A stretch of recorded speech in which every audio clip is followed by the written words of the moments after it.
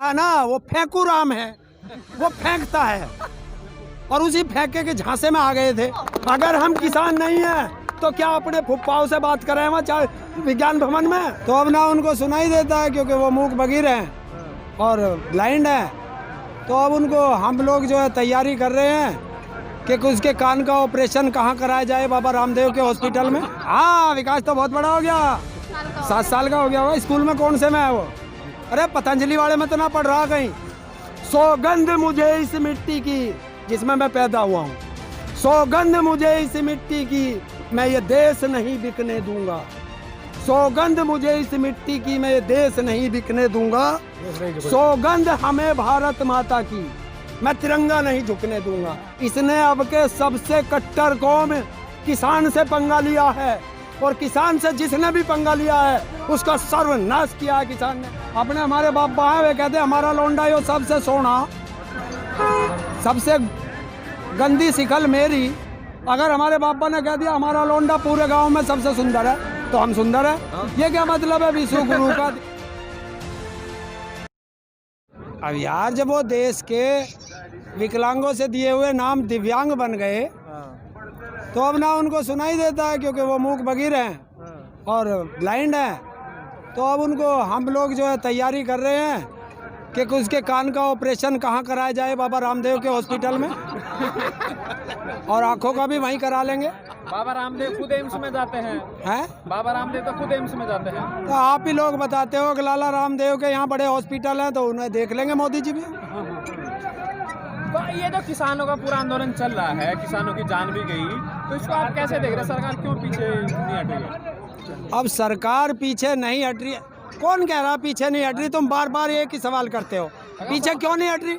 हटाई ना पीछे, 4 तारीख में हटी ना पीछे। अरे 4 तारीख में हटी नहीं है, जो वो उन्होंने कानून वापस लिया है भाई, पराली वाला कानून, एनजीटी वाला, वो वापस लिया ना।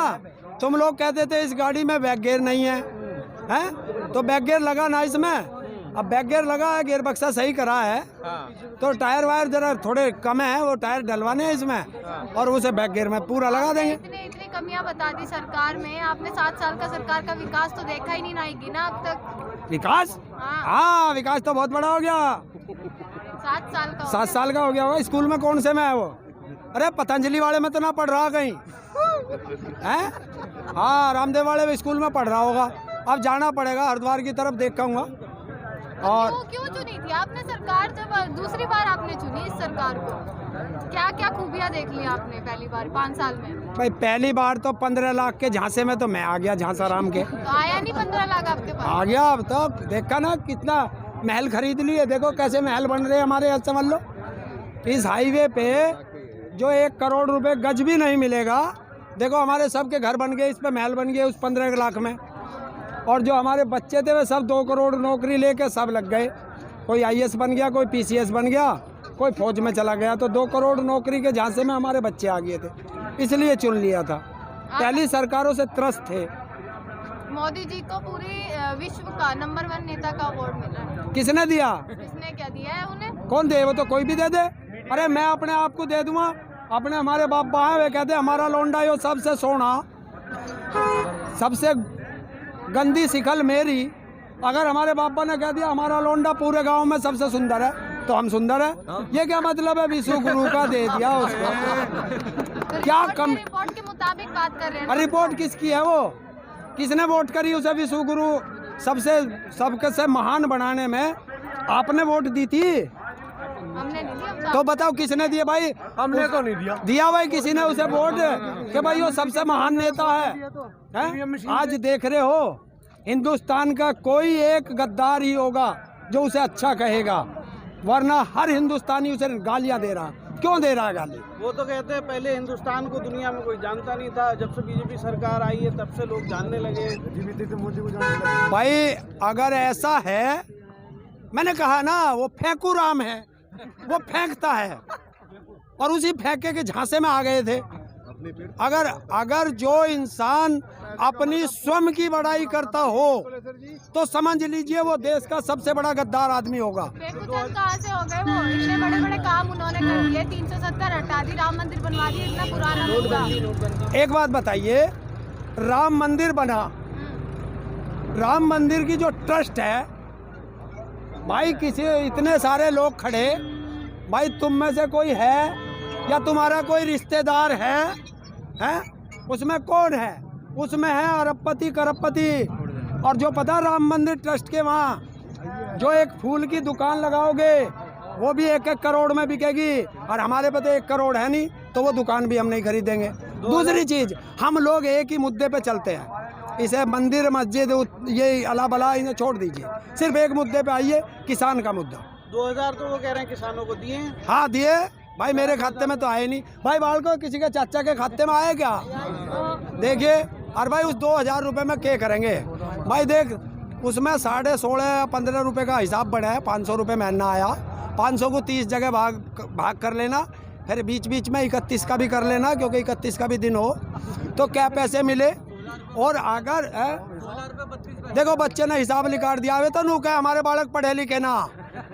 देखो पहला तो झूठ यहाँ आ गया मोदी जी का कि हमें समझ में नहीं आया, बच्चे ने तुरंत निकाल दिया 16 रुपये 32 पैसे।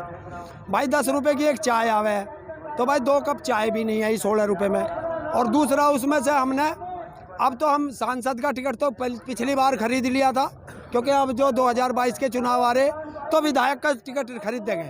और 2000 रुपये में इन्हें यो नहीं पता, अगर विधायक का टिकट भी भरने जाएंगे तो 15,000 रुपये उसकी फीस है?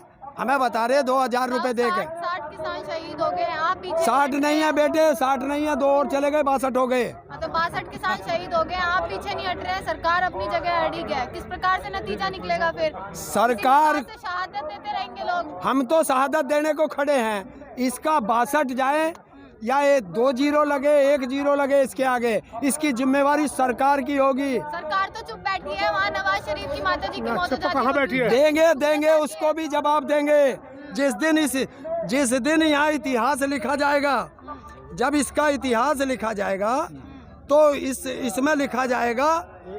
पहले तो एक मोदी जी का एक नारा है जो वो कहते हैं, बहुत देशभक्त बनते हैं, वो देशभक्त नहीं है। मैं उस देशभक्ति पे बताता हूँ। सौगंध मुझे इस मिट्टी की जिसमें मैं पैदा हुआ हूँ, सौगंध मुझे इस मिट्टी की, मैं ये देश नहीं बिकने दूंगा।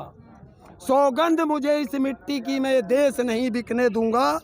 सौगंध हमें भारत माता की, मैं तिरंगा नहीं झुकने दूंगा, ये हमारा है। आपने इतिहास की बात करी, इतिहास उठा के देख लीजिए, मोदी जी ने एक भी बिल कानून वापस आज तक लिया नहीं। देखिए बेटे, आपको बता दूं, उसने नहीं लिया कोई बात नहीं है, अभी तक उसका पाला किससे पड़ा था?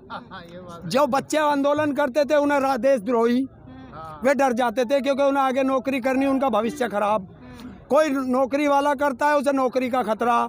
इसने अब के सबसे कट्टर कौम किसान से पंगा लिया है, और किसान से जिसने भी पंगा लिया है उसका सर्वनाश किया है किसान ने।